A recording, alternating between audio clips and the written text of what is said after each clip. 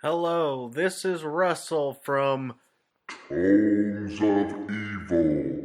and you're listening to Capes and Lunatics.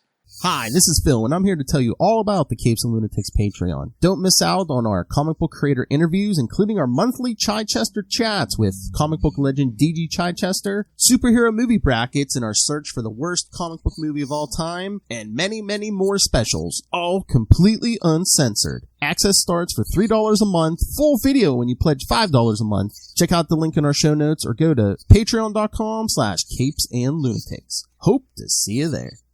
Hey, this is Tim Seeley, and you are listening to the Capes and Lunatics podcast. This is Luca Perich, and you're listening to the Capes and Lunatics podcast.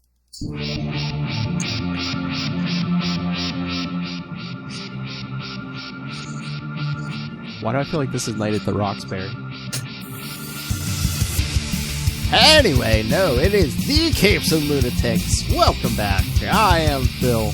Joining me, as always, that mustacheless man in New Jersey. It is Charlie, the Professor Essa.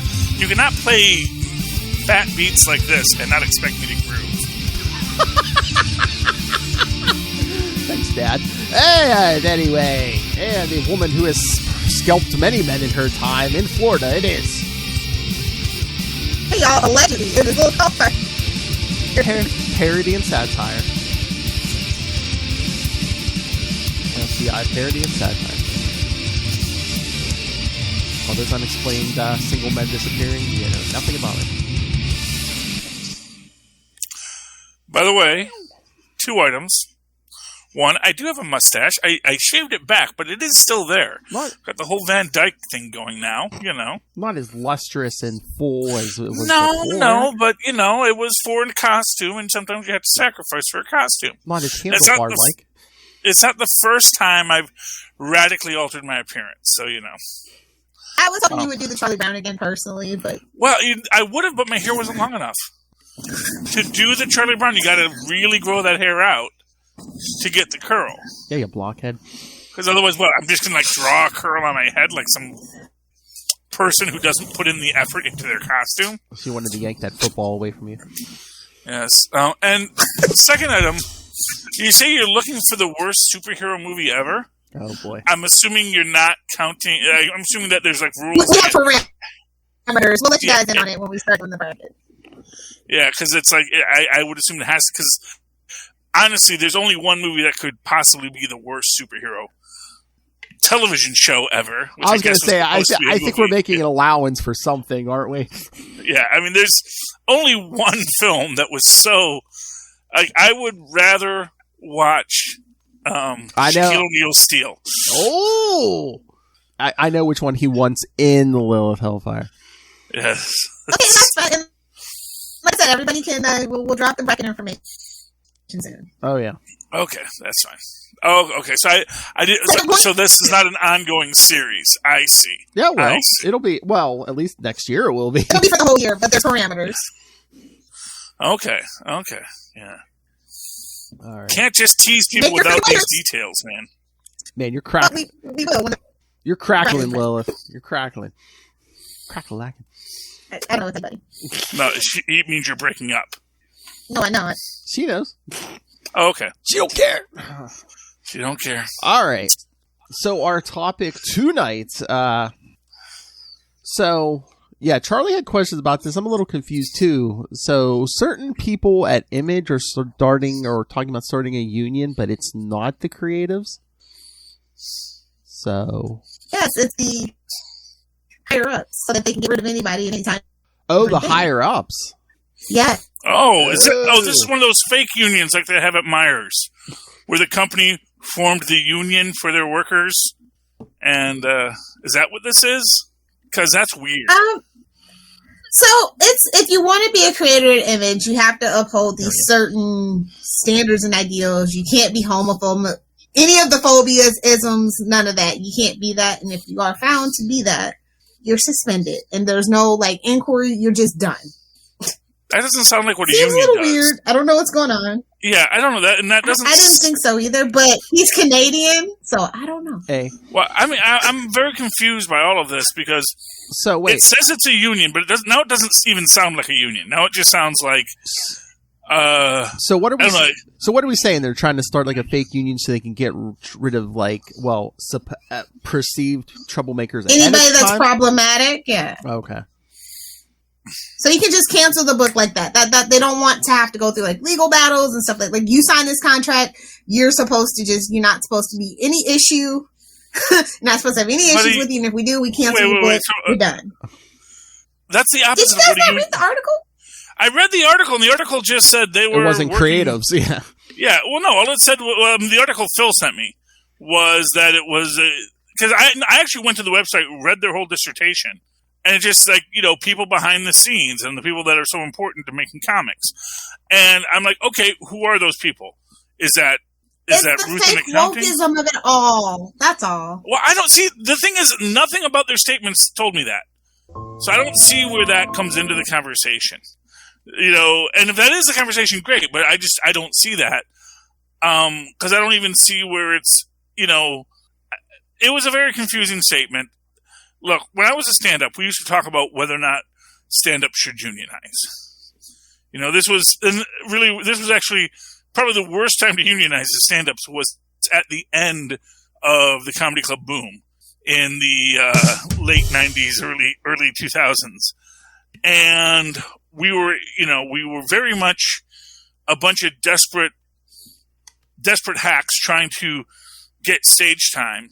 And we knew that, that getting that stage time, that, you got paid in experience, you got paid in exposure. And there were many of us who said, should we form some kind of consortium as stand-ups to say, look, we're not going to play your club unless you meet these certain requirements.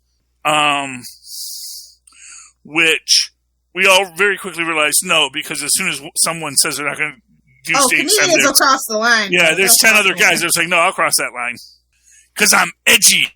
Oh, yeah, it's all cutthroat. Because remember, this was back in the late 90s, early 2000s, when if you could just, use profanity, everyone thought you were edgy, and you were rewarded for stroking white male egos. Whoa. Yeah, whatever. Were they Boston Peace owners? Oh, I'm just saying. But anyway, no, so that kind of sounds lame. So basically, so what? So the whole long story short is it's just a way for them to be able to fire problem, if they're like, this might cause us trouble down the line, so we can just get rid of somebody now. Yeah, okay. I guess they took a look at the big two and saw what was going on. And they said, you know what? We maybe we want to do something preemptive about it. I mean, it's not the right way to do it, obviously, but. So, Laura, I think you got to walk me through this a bit. So, first off, who are the people forming this union? Because it's not the owners of Image, is it? It's the owners and the creatives. They came up with this idea that they, I guess because so many people have been problematic and, all the things that happen when you have a problematic person in your midst and it just drags out and gives you more bad publicity. They want to be able to nip it in the bud right then and there, cancel the book and be done with the person without any... So basically you can't, I guess it's you can't come back and sue us if we fire you, or if you start talking too much crap, we can. Yeah, for a specific, yeah. Yeah, if you're I guess it even goes with your personal and your public image or whatever. So if you have problems in the office, Yeah. And if you're on Twitter. I didn't read all the tweets because I guess it was all announced in tweets. I went to the website link. So, Emilio Bautista, who is that? A guy. Ryan Brewer, who is that? A guy. Leanna. They're all just some guy, They're all just. Are they guys that are they writers? Are they editors? Are they the publishers? Are they the it's a mix of everything. But mostly it's the higher ups that want this. The creatives probably don't want to do that as much. Well, because you can be canceled for, not that cancel culture actually even works unless you're a certain demographic. But yeah, so it's why are we even worried about cancel culture? Well, the thing is, I've had a lot of conversations. That's what it all boils down to is cancel culture. So because along the idea of cancel culture, what's Giancarlo recently said that one of his his favorite person to work with on The Mandalorian, although I don't even know if they had that many scenes together, was Gina Cardellini, whatever her name was. Oh, Carano or whatever, yeah. Carano, yeah. And there's this whole conversation, and I made this point. People don't get mad about you having stupid ideas. As clearly, Chris Pratt has lots of stupid ideas. Oh. No one's really that mad at Chris Pratt.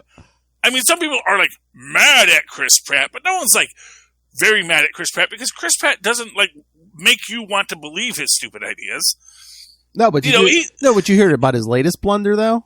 Well, I'm sure he did something stupid. Well, there's so many to keep track of. Well, he tweeted. Yeah. Well, he was tweeting all. He's Starfield now. What do you want? Well, he was tweeting about his new wife and how he's thankful for her and her giving him a healthy child.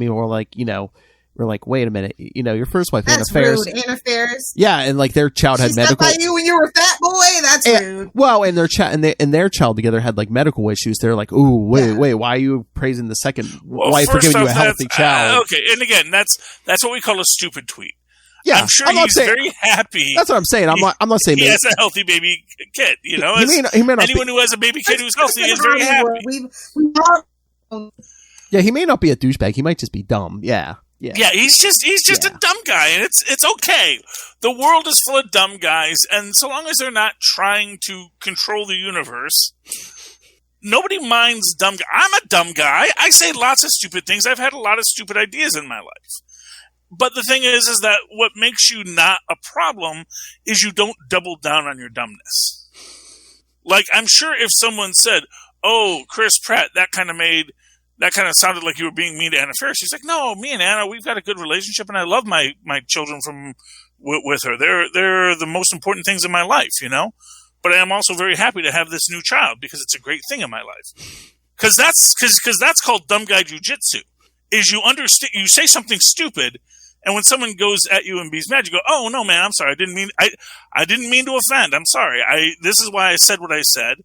And in no way did I imply that other thing that you think I said. It just seems like a lot of people are more than willing to just wallow in their stupidness and be like, "Oh, yeah." Well, that's how you get fired from a job is you wallow in it, like Gina Cardellini, where you start double downing, and if they say, maybe you shouldn't say things like that, or maybe you should do a little research, and yada yada yada, and and that's the thing. It's like the canceling comes. Yeah, this back on topic. I think that comic book. What? Go ahead. No, go ahead. No, what were you saying? What? What, you were saying something? No, finish, Charlie. I want Charlie No, I was done. Sorry. There's a lag. Oh, okay. He can do that. I was just going to say. Oh, okay. Hold on. Okay. Can you hear me? Yes. Okay. I think comic book writers do need a union. Yeah. Can we all agree on that? Yes. Oh, yeah.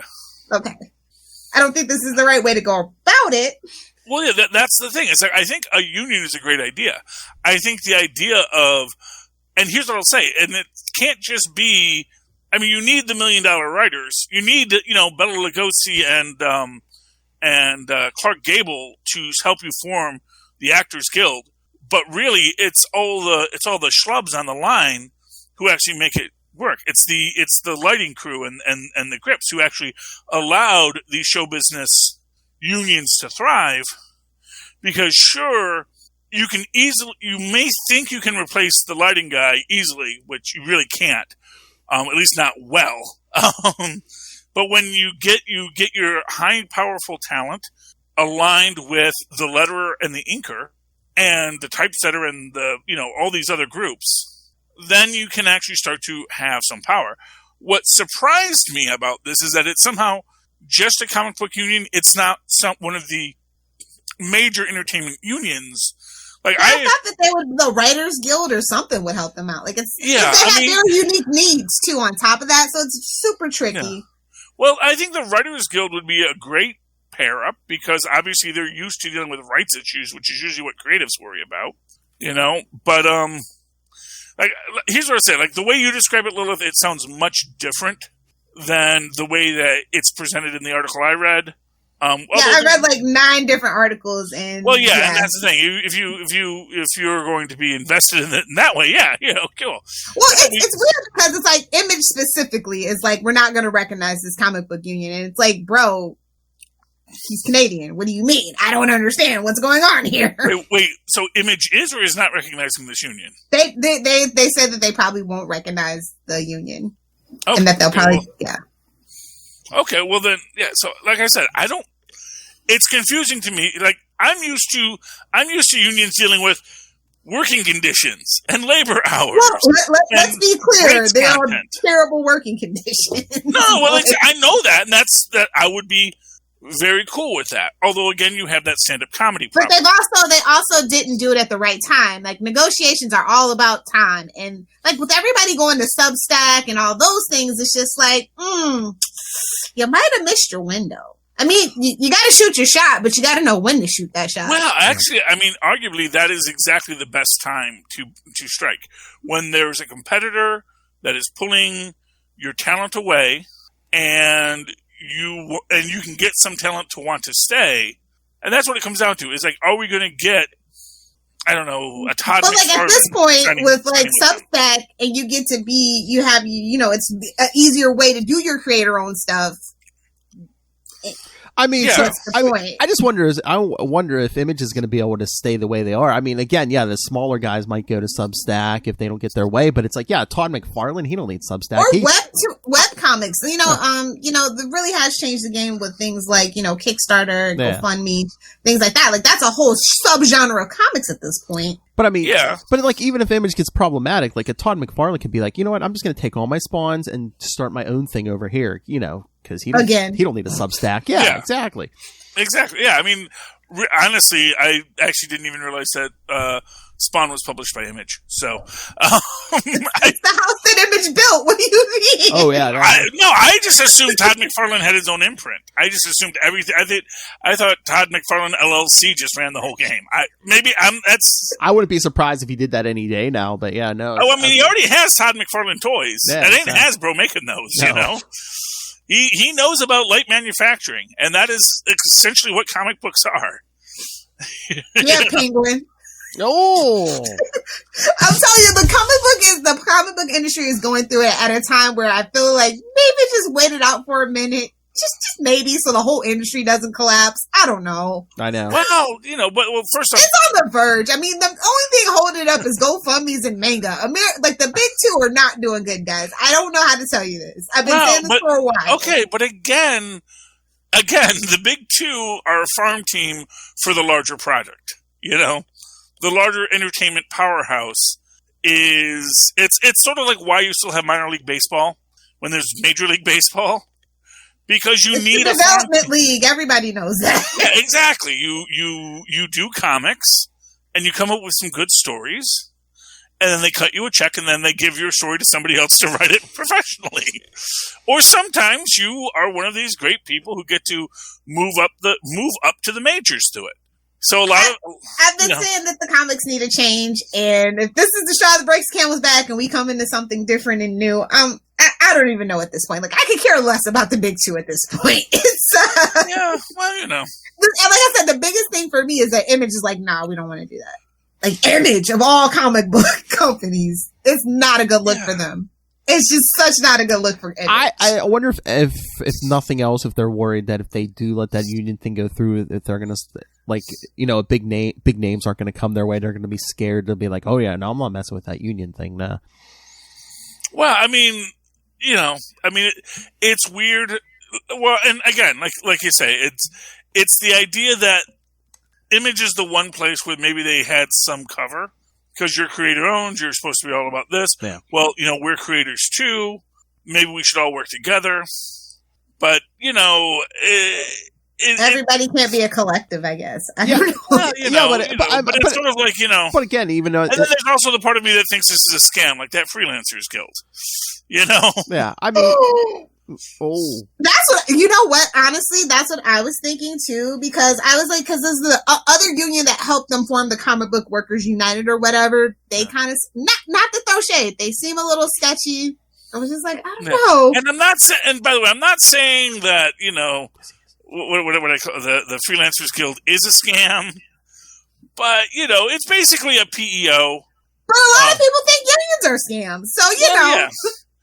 Well, no, but it's just that they don't have any actual negotiating power. It's just a collective that lets you buy health insurance. Takes your union dues, yeah. Well, no, what you're doing is you're forming a collective to buy benefits. That's an interesting artistic choice. And, maybe sort of has some uniformity in rates, which can be useful if you're in the freelancer situation. True. You want uniform rates. You want to say we're not going to backbite each other. But it's it doesn't give you any negotiating power per se. It just gives you this ability to pool your resources, mostly for all the things that if we lived in a modernized country, we wouldn't have to pay for ourselves. With a Gucci belt, indeed, sir. If we had healthcare and paid time off and crazy things. Family leave. You don't have to public university. Infant. Your job. Hey, I took a full 2 weeks off when my child was born. I'd use vacation time, but yeah. Okay, if the pandemic babies have taught us anything, we should be staying at home with our children for their developmental needs. But hey. Well, even without a pandemic, I mean, people, you don't want criminals running your streets. You don't want these douchebags everywhere you look. Yeah, you gotta let the parents stay home with the kids. Come on, gotta raise them right. No, that assumes that the parents were raised right. Well, see, it's sort of. I live in Florida, so yeah. Yeah, it's one of these things where if you were raised right, you'll raise your children right. But if you weren't raised right, you will continue on ad infinitum. Well, I'm just saying though. But it's not even about that. It's about actually spending time with your children. They crave it and they do better. Just in general, whether you're raising them terribly or not, just that close contact actually helps their developing brains and stuff like that. But that's off the topic. But this is such a perplexing issue for me. I'm so disappointed in Image. They should be the first ones at the table leading the way, if anything, for just good publicity at a time like this when comics are about to be in a crisis. Didn't you say it was Image that was forming the union? The people specifically, I guess, are the owners of Image? This is what I'm trying to understand. No, the creative, from everything that I understand, it's the creatives and some of the not too higher ups, but middle management or something. I guess. Okay. So that answers my question. It's the editors. It's your bookline editors, the assistant editors. Your creatives, which I'm going to add. This is just a scare tactic because some people are being problematic and they want an easier way to get rid of them. That's what it boiled down to me. The reason why they wanted to form it. Well, that's the thing. I could kind of see that too. Imagine you're a small creator and you have your first or second book at Image, and some other guys over there at Image, spouting, I don't know, hate speech or whatever. And you really want that publicity? Or whoa. It's you're going to tarnish the whole company. I'm just getting my feet off. Free speech and all that, and let the market decide is the point too. Well, yeah, so, yeah, but it's there's plenty of people that hate speech appeals to. If we've learned nothing from our previous 4 years, that's true. But there's people who don't like it either, and it's if I'm just getting my first book off the ground, I'm I don't want to be taking your shrapnel, just in case, Yeah, but along the same lines, it's an odd, there are actual hate group comics that are produced right now out of Image, but they're Pepe Frog. No, not him. No. I was listening to a NPR broadcast. I can't even remember the name of it, but just one ultra conservative comics, and it's all extreme force superheroes. But was it Hoover Comics? Well, it's if Homelander was the hero of the boys, is basically what it comes down to. And so, you get that. Those books are out there. I don't see them in the main group. But then that kind of comic was formed in reaction to all of the wokeness of Marvel and DC, having... I don't even know what they got their panties in a bunch for. They didn't even do a good job with it, so... Well, I don't know. I mean, if we're going to be quite blunt... It's sort of Isn't the thought that counts? I don't even know. Well, what's worse than a problematic creator in comic? A problematic creator in comic that doesn't make money. Or, a problematic... I think think Dan DiDio has the whole freaking industry shook. So everybody's like, we don't want another Dan DiDio situation. What can we do to prevent this? Yeah, well, I think that's what it is. Yes, I found a way to blame Dan DiDio. There's your weekly Dan DiDio slander. Take a drink or mark your bingo card. Enough of this. Like, I hope that the comic book industry can get it together before it collapses in on itself. Again, it's not going to collapse in on itself. It actually has an existence.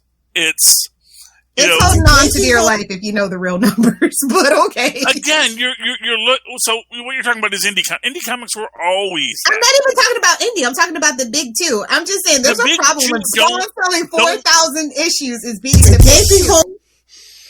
The big two comics are loss leaders.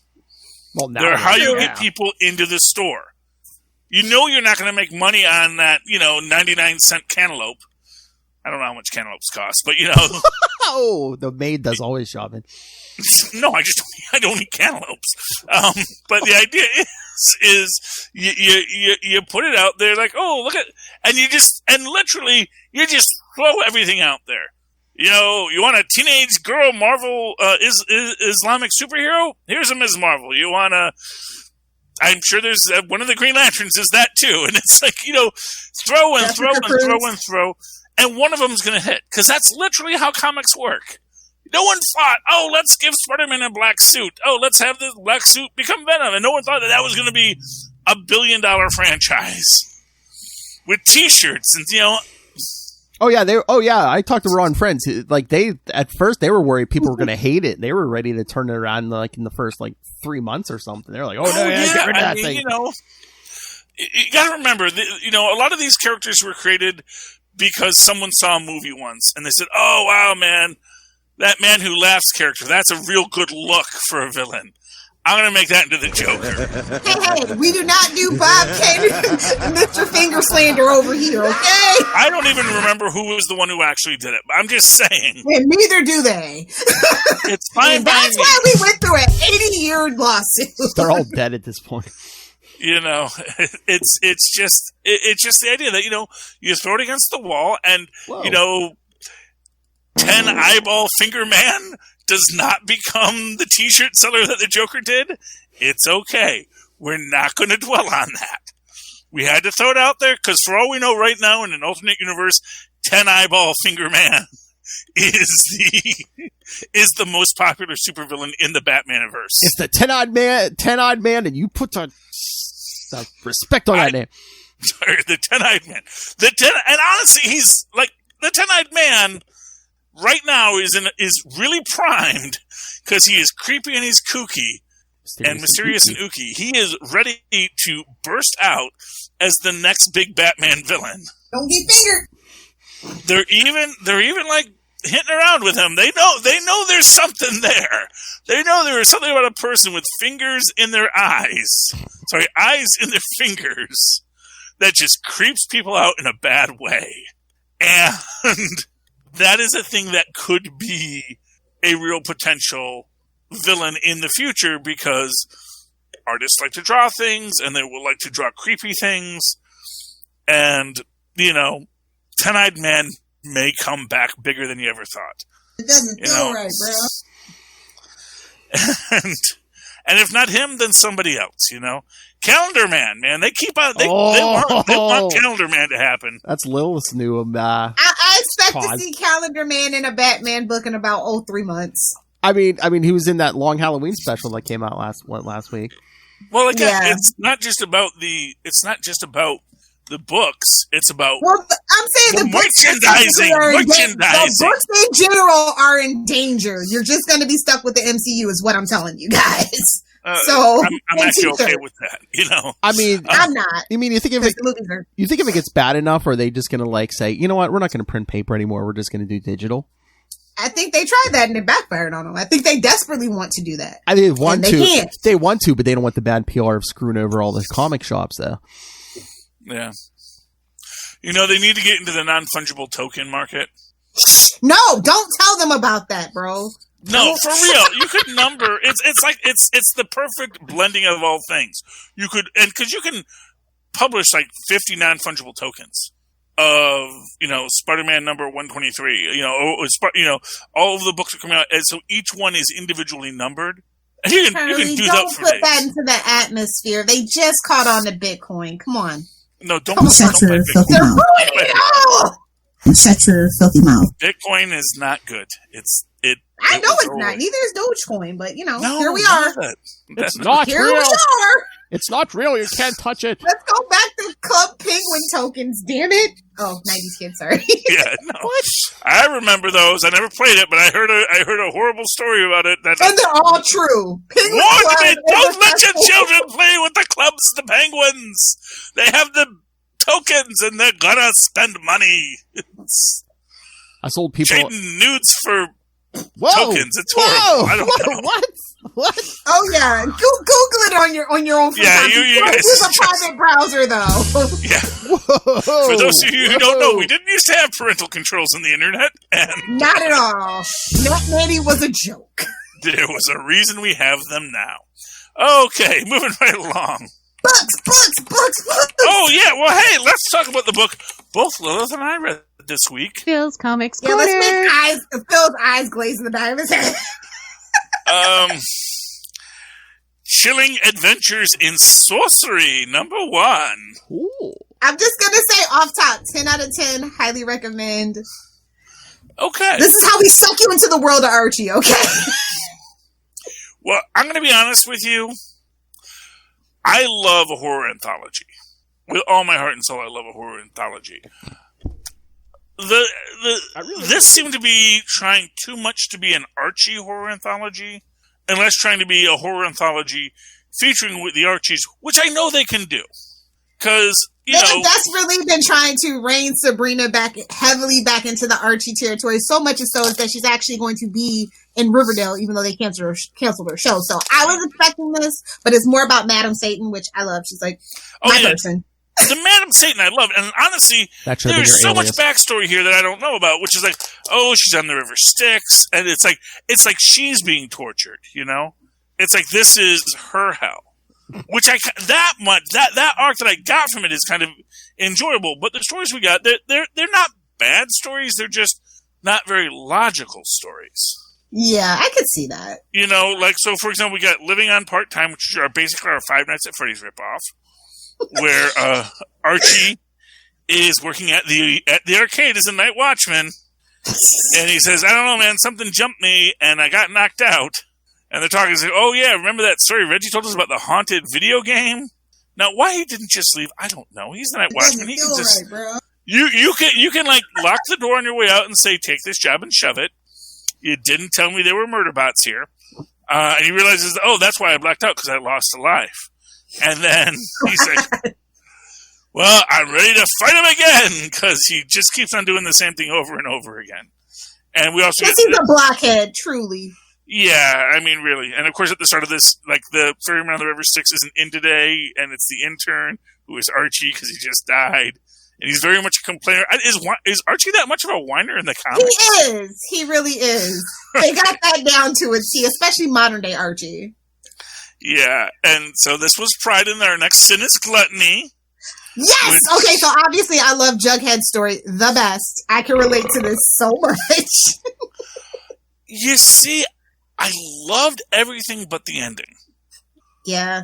The ending was so it's like, I love, because I'm waiting for, because what I loved, the story's kind of lame. The framing devices are awesome. Meeting zombie Jughead. Generic, yeah. Zombie Jughead in the trash heap. But that's the beauty of Archie, though. Like, it's bland, and you can lay, and that's especially modern day Archie, is that they give you the device, and Riverdale is the setting. And it's bland. I mean, I'm hoping we get an issue 2, is what I'm going to say, because I love the framing devices. And this one, like I said, it's all the hits. So it's Jughead in a hamburger eating contest, and everyone's like, hey man, maybe you shouldn't eat so many hamburgers. Like, I know when to quit. And he leaves one bite uneaten. Then he goes to eat it at the end. And spoilers, when he goes to eat the last piece of food, the fridge eats him. Oh. I was like, when the Simpsons club Treehouse of Terror is that? Yeah, it was weird. It was very weird. But she does eventually get to somebody smoked a doobie. It's fine. Yeah. And then she goes through and she's back to being the principal. When she goes outside, Satan has returned and hell has been unleashed on the earth. So, again, I get the feeling like this is meant to be Madam Satan's personal hell. Which I enjoy. It very much is. I enjoy that a lot. Oh, and we get our nice little demonic dipsy doodle at the end, which I did enjoy. I get another Jughead story. And he paints the Betty Veronica two-headed monster. Then they come to life.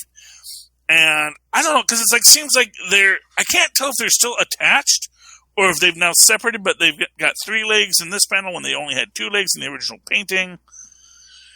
Don't think too hard about it. Lord knows they don't. Yeah. That's the secret about Archie. They really don't think too hard about anything. But I really enjoyed it. I will pick up Chilling Adventures of Sorcery number 2 if they ever publish it. Probably next Halloween. Yeah, probably.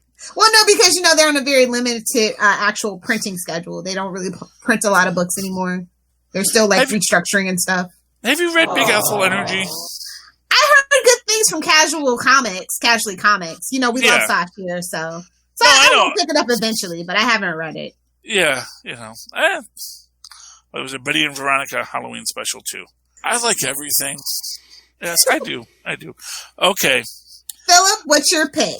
Well, I think we probably all read this, hopefully. Radiant Black. Yes, of course. Friend to the show. Yes. Mr. Higgins. Number 9. Yeah, I like the idea, and it's very interesting, because it's sort of, for those who don't know, apparently, now that they're superheroes, we're getting a bunch of new supervillains, randomly. And everyone's mad at Radiant Black for destroying... I'm sorry, Phil, do you want... Go ahead.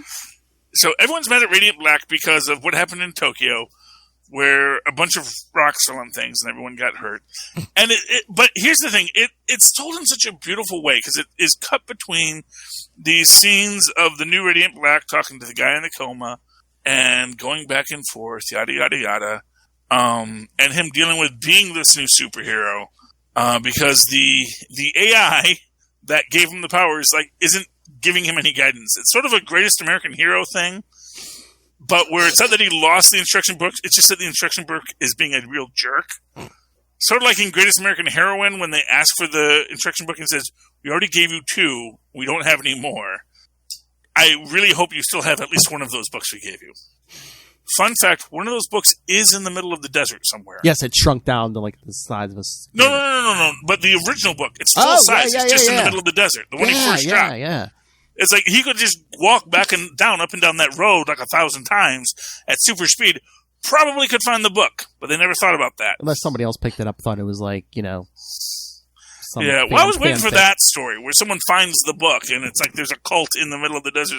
They got canceled before they could do that. Yes. But, there's a nice scene here with him and I believe it's Sonia, who's the red one. Because it's fun. Get it?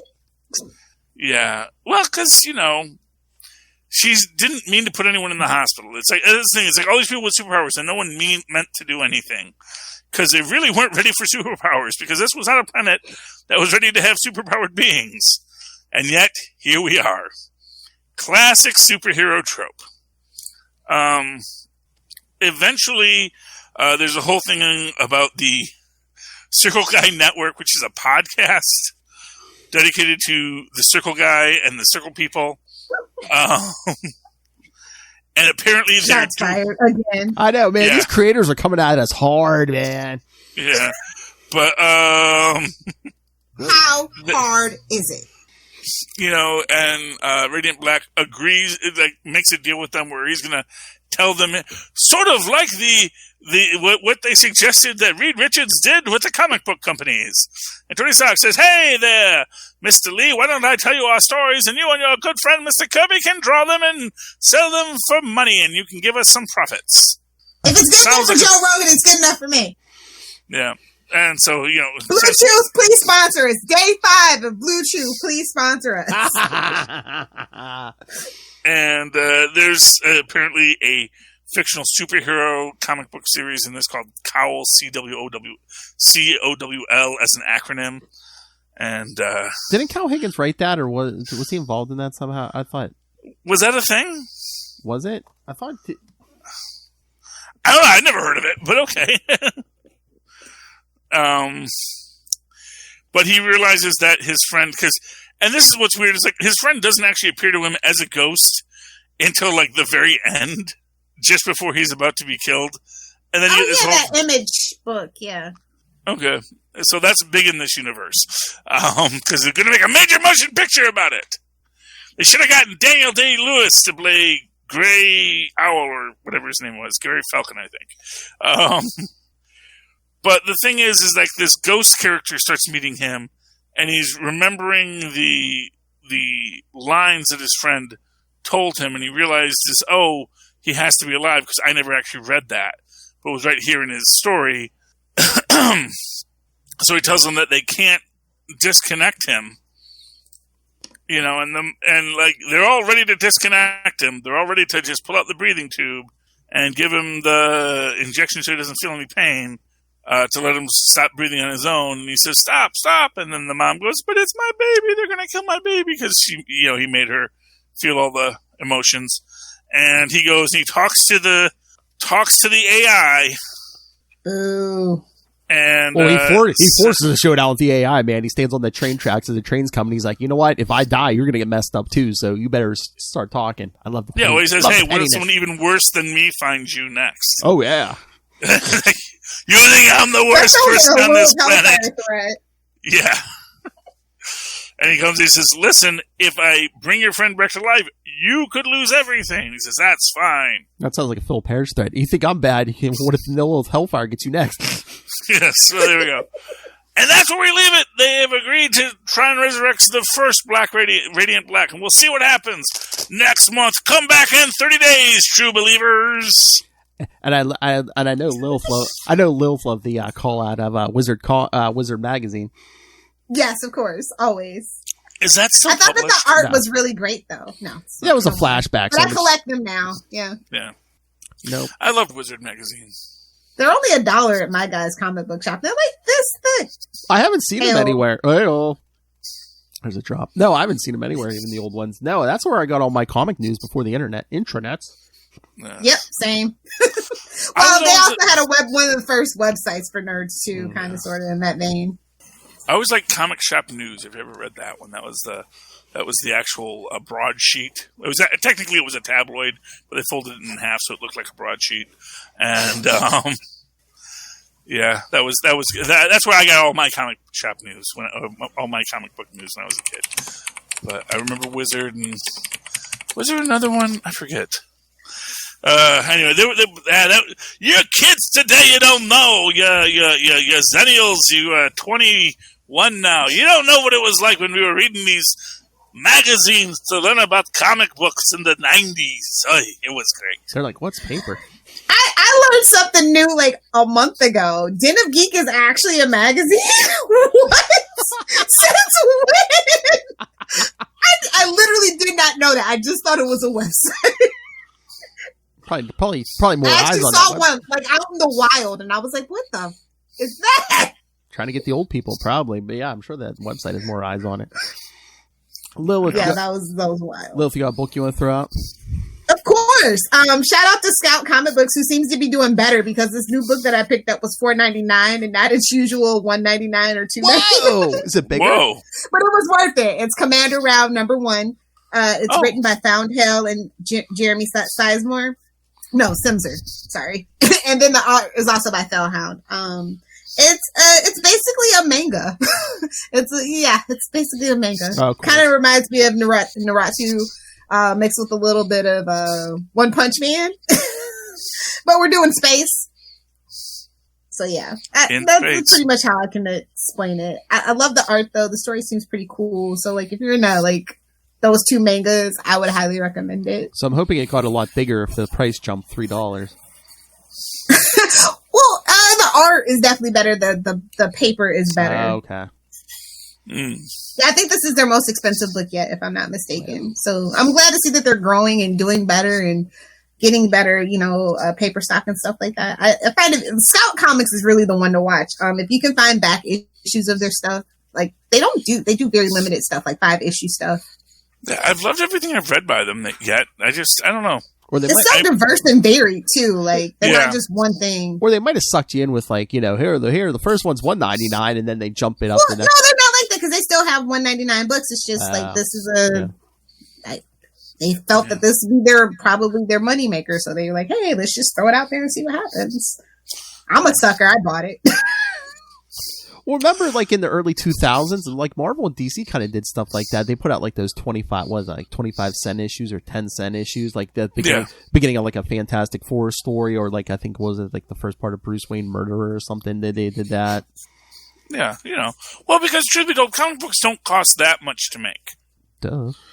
And if it's a reprint of an old book that is, you're not paying anybody royalties on. Yeah, Image does that frequently. Yeah, you can get away with it. Well, I don't think $1. I've seen the quarter issues too for Image. So speaking of cardstock covers and $4.99 books, nice segue. Aftershock Comics, those good guys. You know Aftershock. Yeah, I'm very familiar. I love Aftershock.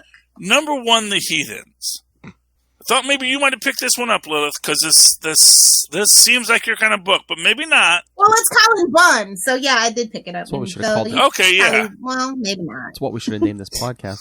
Cullen Bunn. Yeah, no, that's actually the main reason I picked it up. Well, remember, I saw an ad for it in like the last Aftershock I picked up, where I got like the first 4 pages. Like, oh, that sounds so cool. Now, here's what I'm going to say. This is another one of these situations where I think the writer thinks it's a real novel premise, but it's actually been done so often. This is, let's send a slightly less evil person from hell to collect someone who is more evil, who escaped from hell. Because apparently, if you're more evil, you can escape from hell. And the less evil people just, isn't that always the way? It's like the really evil guys, they just walk right out of hell. But the actual, like, less evil people, they just like, nope, I'm fine. I'll just stay here. They're so evil that evil can't be contained, Charlie. No, I just think they realize, like, wait a minute, I can just leave? Sort of like when Ambush Bugs looks over and sees the exit when he's in hell, and just says, wait a minute, what's that sign say? Exit? That's because it was his... It's supposed to say no exit! No, because that's the thing. That's the thing no one realizes, is that Mephisto has no power. You just agree to his terms and you sign the contract. But that's a meaningless contract. Who's going to enforce that? Don't talk about Uncle Ben like that. I think it's cool. I just like it because it's basically like a Western/samurai kind of situation. Oh, no. It is beautiful. It is beautiful. So, okay, for those who don't know, I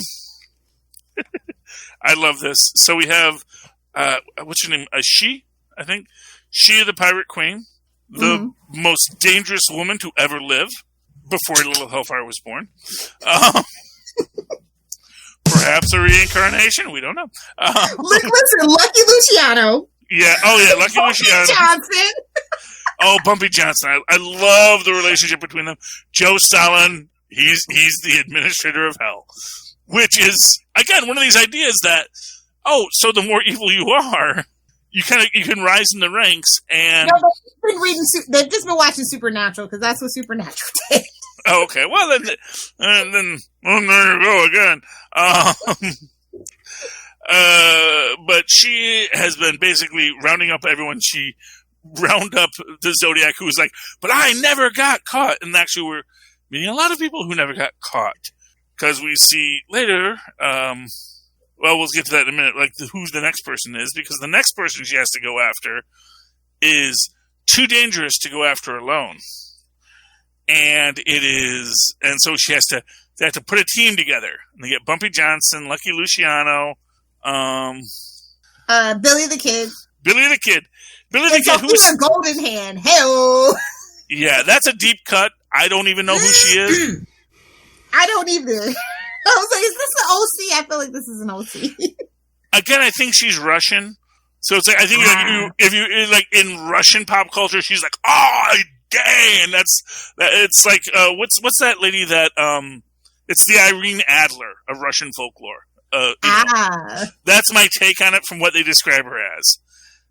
They go to the future in Los Angeles, of course, where everyone assumes that they're cosplayers because they're in front of Grauman's Chinese Theater, and which is also one of these weird things. Like, you didn't have them change clothes. You didn't like give them a guidebook. That would be too easy, darling. I kind of feel like they're set up to fail. That's what I'm saying. Which, if you read the handwritten notes at the end, you kind of see maybe they are. But we also see that here we got Billy the Kid twirling his gun because he's real good at killing people with his gun, and they are after the Ripper because that's the next killer. They say only much like the Zodiac, the Ripper. But the thing is, they say the Ripper escaped, and they see this gentleman who clearly looks like a Ripper, and they follow him back. Maybe you guys can't see him, but he's like racial profiling. Rude. Yeah. Hey, look, if you're a creepy looking white guy and hookers have gone missing, you fit the profile. To be fair, touche, sir. I know that. I've been there. Okay, so I'm not a fancy man. What did he say? It's a joke from my old stand-up days. But anyway, about being racially profiled because I was a white guy living in Newark at the time. It's like, people, but I stand out. I stand out in the crowd. And as soon as a hooker goes missing, guess who fits the description? But anyway. He was so quiet. Yes. Well, but that's what I say. That's why people get freaked out by, people get freaked out by serial killers because, a gangster, he may kill you, but a serial killer, he'll eat your face. Oh, yeah. Yeah. And that can be creepy. So they find out that he's hiding in an abandoned church. Well, I don't even know if the church is abandoned. They're like, just, hey, are we even allowed to go into a church? And they're like, that's their version of we're the bad guys, It's like if we were worried about what the rules were, we wouldn't be in this spot. And they go to fight the Ripper, but as it turns out, the Ripper is Legion, for he is many. Dun, dun, dun. And that's what we're going to see next week. Now, here's the fun. Here's why you got to read the text supplementals, kids. There was required reading. This is the personal diary.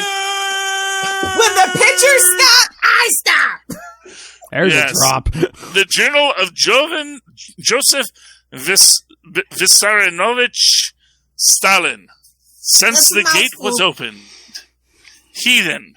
Jesse James. And it's the collection of all the people that Jesse James had captured, including Bulger, Hussein, Rasputin, Gacy, Bonaparte, Cotton, and Manson. Look, I'm just going to say Rasputin did nothing wrong. No. Oh, I'm going to wear a gimp mask and murder people. I don't think he did that. That was Zodiac. No, Rasputin, I don't know if he did anything wrong. He was only guilty of having an affair with a woman above his station. # your history. # fight the propaganda. I'm going to be honest with you. There's not even evidence that he did that. Exactly. I think, the actual evidence was that he was very influential on the Queen because he saved her son. And he was a real creepy-looking dude. Because he was like one of those aesthetic monks. Nostradamus. Well, exactly. Literally. I want to do. Actually, I don't know if Nostradamus was a creepy-looking dude. You know what Nostradamus' first book was? A diet book. They were all the rage. Freaking Ron Hubbard. Yeah, literally Nostradamus. Nostradamus. No, you can look this up. Nostradamus was just a failed writer. And he's like, well, what's popular? So people are writing all these health books, how to eat healthy. This is not new. This is not new. And he Don't season your food. It's for peasants. Aha. I don't know. So he wrote these health manuals, and then he's like, you know what people really want to know? They want to know what's going to happen next. And he probably is reading like these old books about the Oracle of Delphi. He's like, oh, you just say something super vague, and someone's going to believe it, and someone's going to retroactively say, yep, that's what you said. He's like, I see many things. And that is literally the Nostradamus story. He just wrote a bunch of really trippy quatrains, and then later everyone says, oh, it was true.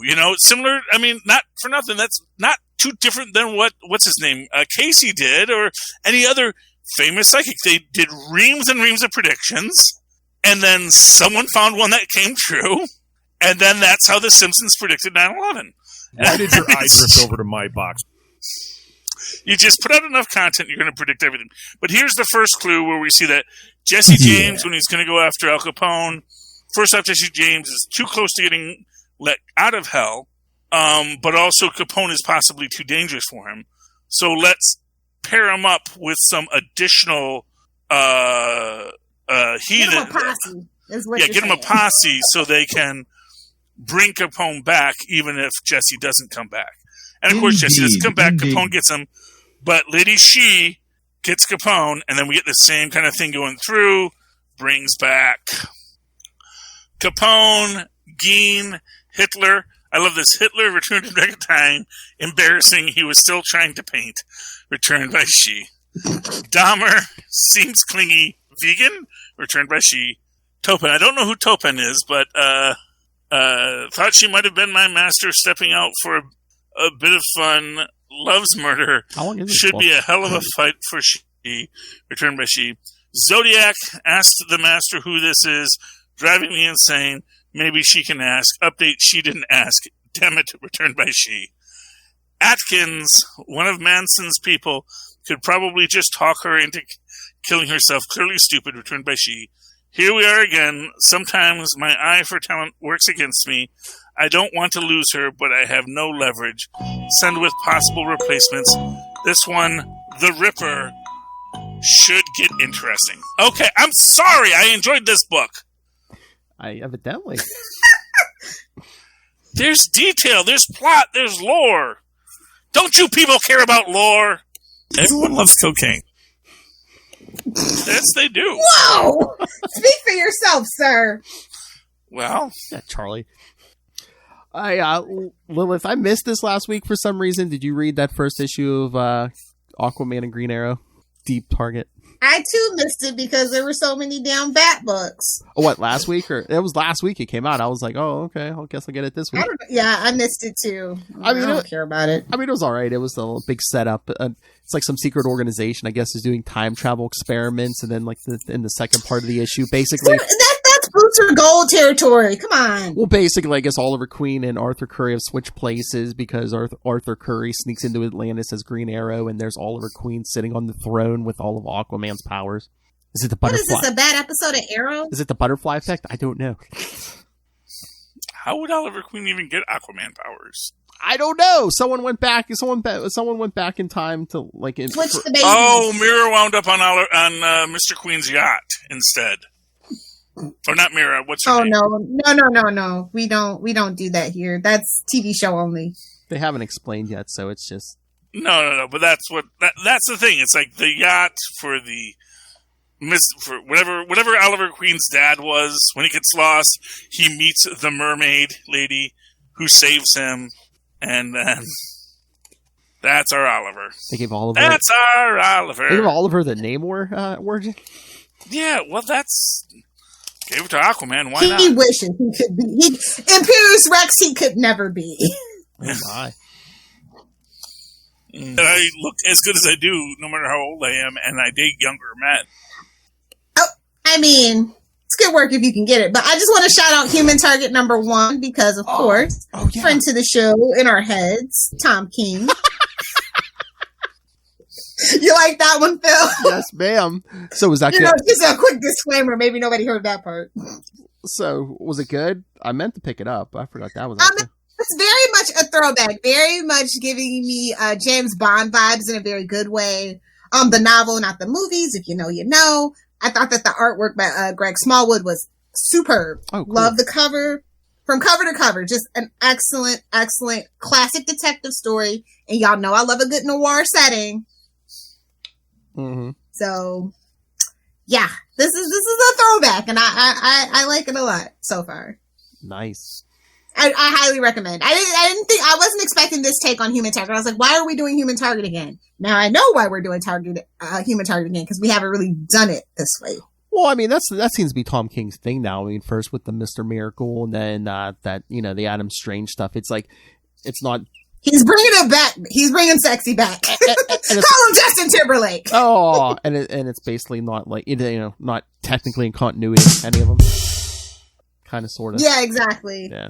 But yeah, I think you would like this one. I might. I was thinking about it, but now you mention that. Yeah, I'm gonna have to check that out. Is this another Tom King 12? Oh yeah, issue. Yeah, definitely.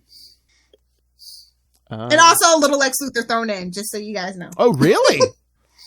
Wait, you mean like a baby Lex Luthor?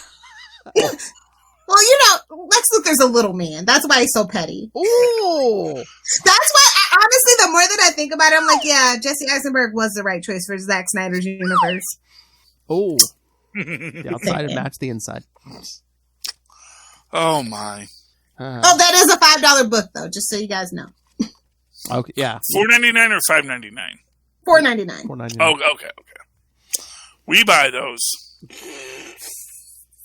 Phil, what you got, buddy? Miss Hellfire, did you read X-Men Legends number 8?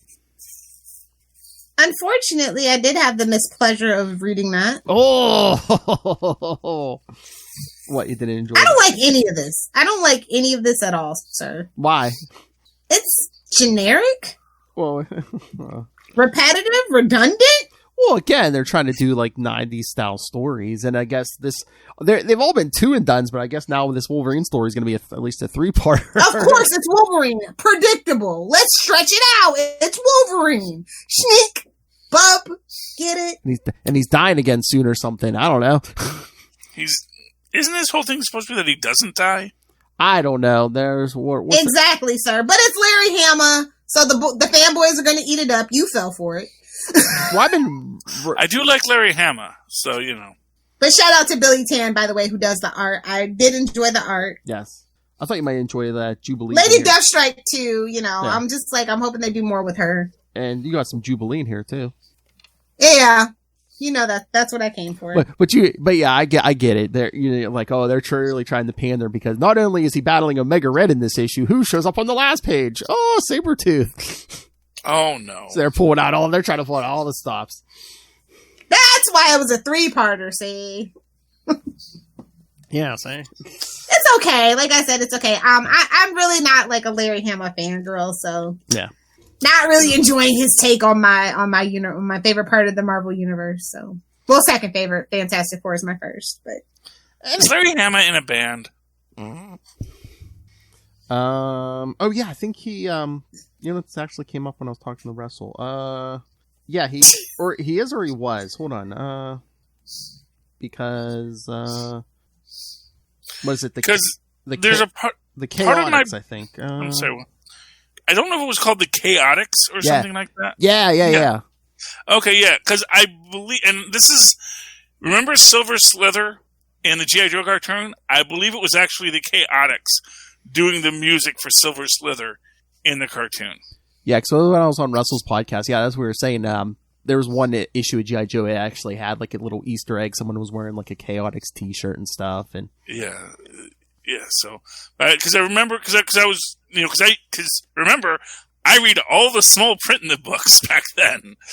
So I was reading all the bulletins and stuff, and they were talking about, because remember they talked about the Marvel Christmas party where the Chaotix played, and then as I'm reading all the credits on the G.I. Joe cartoon, because you should, I noticed that the word the Chaotix showed up, and yes, I know. So there we go. So Larry Hama and the Chaotix. We love our nerds here. I mean, it's not an insult. I mean, if nothing else, shout out to Larry Hama just for still writing G.I. Joe. I mean, that thing has switched companies, and he's still writing at, 270 or 280 some issues later?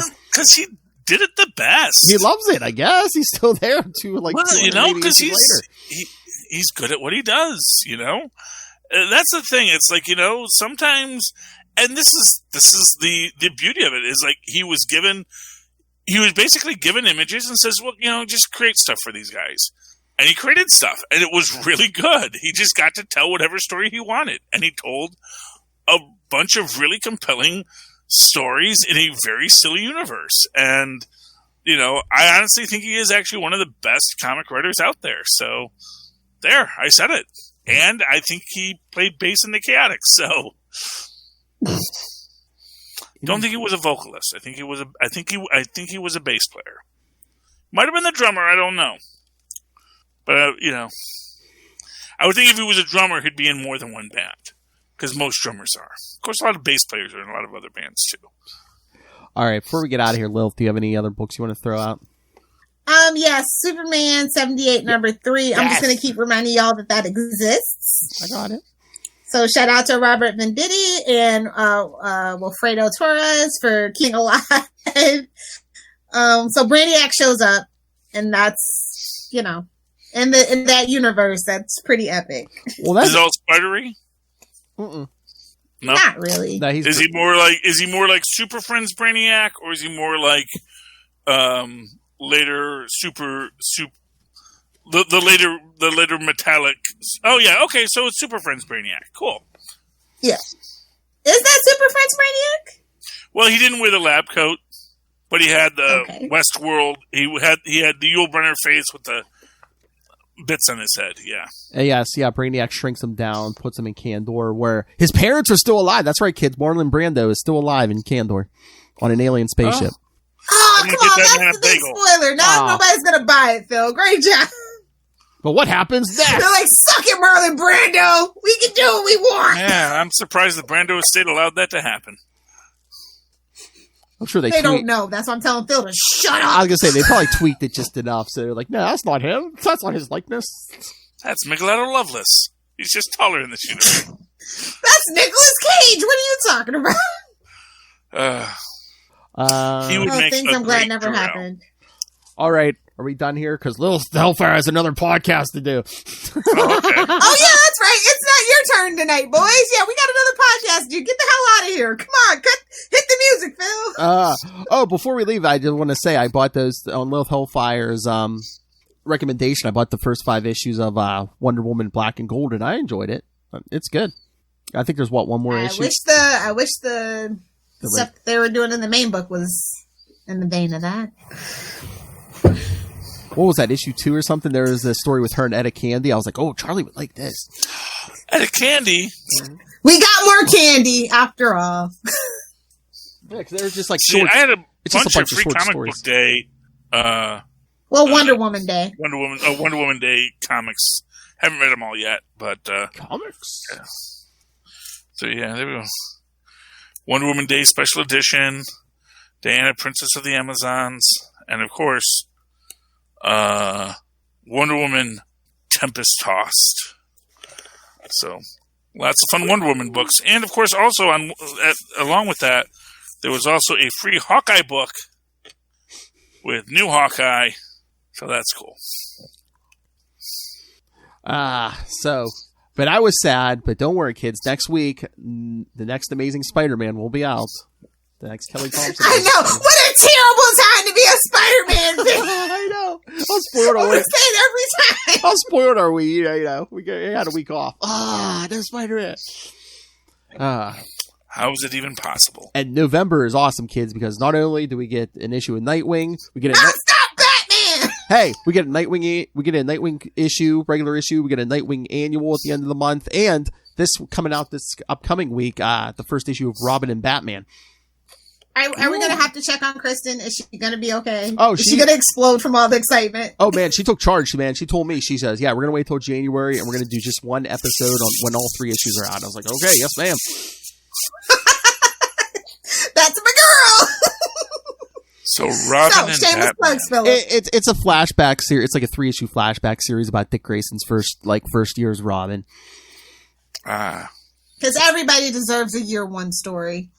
Because everyone's clamoring for Dick. I'd rather read Year One Nightwing, but okay. Well, they did that. They kind of did that. Yeah, I was going to say, that's a thing. You can read that now. Everyone's clamoring for... From DC Finite. Everyone's clamoring for Dick. Anyway, yes, kids. So, send your thoughts. I'm going to need that as a drop. Thank you. Please and thank you. All right, kids. So, yes, join us next week. Send your thoughts on the comics, any news. Remember, if you want your Eternals review, check out Super Connectivity. I might even switch things around and put that at the beginning of the week and switch this in Super Connectivity. So do that. So, yes, but either way, Super Connectivity 366 will be our Eternals review. So, send your thoughts on all of it. Email us, capesandlunatics@gmail.com, or call the voicemail, 614-382-2737. That's 614-38-CAPES. And remember, follow Capes and Lunatics on Facebook, on Twitter, on Instagram. We even have the Capes and Lunatics Cloakroom, the Facebook fan group. So go join us. Go hang up your cape and cowl. That's right. And don't drink Love Hellfire's booze. But yes, find links to all those, links to all the social medias for all of the shows, links to this YouTube channel, links to the Patreon. Most important, again, we're on our own. We don't have a union. We have nothing. So paying for this ourselves. So if you can subscribe to the Patreon, please do. If you like to be pandered to, Ray and Justin. That's right. Our patrons, Ray and Justin, thank you. Go check out the Patreon for, creator interviews. Kelly Thompson's up there. The JMD Mateus is coming soon. DG and of course, our monthly Chichester chats. Yes, Mr. D. Trademark pending, if he wants it or not. Mr. DG Chichester is there every month. I got the good mic out for you guys. And superhero movie brackets coming in 2022. We will find the worst superhero movie or TV show. And review. No, it's movies. TV shows might be 2023. Oh. Well, to be fair, it was released in IMAX. Yes, the first 2 episodes. Yes. All right, kids. So, yes. So, find that. Or if you want to buy merch, cups, T-shirts, phone cases, more coming soon. Links to all of it. I heard the cups were bigger. Because Lilith Hellfire needs it bigger. Find links to everything all in one convenient place. That's Linktree, linktr.ee/Capes and Lunatics. All right, Lilith Hellfire, where can people talk to you? Oh, if you don't want to talk about Riverdale or any Archie book, you can find me on Twitter at Lilith Hellfire, on Instagram, Lilith Hellfire69, and of course, making Star Trek and Stargate related content on TikTok at Lilith Hellfire69. Duh. Bigger is better. The big finish. That's a mouthful. Jazz hands. Hey, well, Charlie Esser. Well, if you'd like to write to me that old-fashioned email way that our mothers and fathers once did, do so at superconnectivityblog@gmail.com. That's superconnectivityblog, all one word, @gmail.com. And follow me on the Twitters at live tweet Agents of... No, not Agents of S.H.I.E.L.D. Stargirl. Time warp. Season's over. Yeah, Season's over. You remember. As I live tweet Stargirl, although not anymore because it just ended its last season. Or not last season, but this had its season finale, which was awesome, by the way. Awesome. And, I'd say I'd tweet Legends tomorrow, but I enjoy it so much. I just watch it. And I'm so behind on the lore. Oh, I gotta catch up. But it's really good, too. I watch that show. And, but if you want to follow me when I tweet things, it's at Charlie Esser. That's CharlieEsser. Look for the 2 E's in the middle. For quality. Bing! Thank you, Maz. Ooh.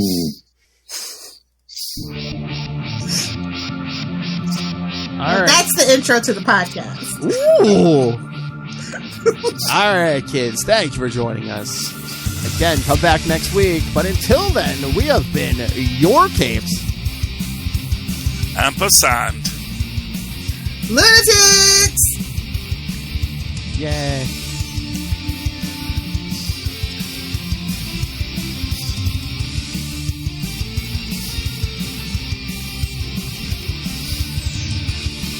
Stay tuned for all coverage of all 97 Batman books over on We Are the Night. Remember, we can Batman podcast. We can split some between tonight and tomorrow, but No, come back next week. I know, I'm just saying, for full coverage is what I'm saying. Come back for next week for coverage of Amazing Spider-Man, so in case you don't know who Morbius is before January.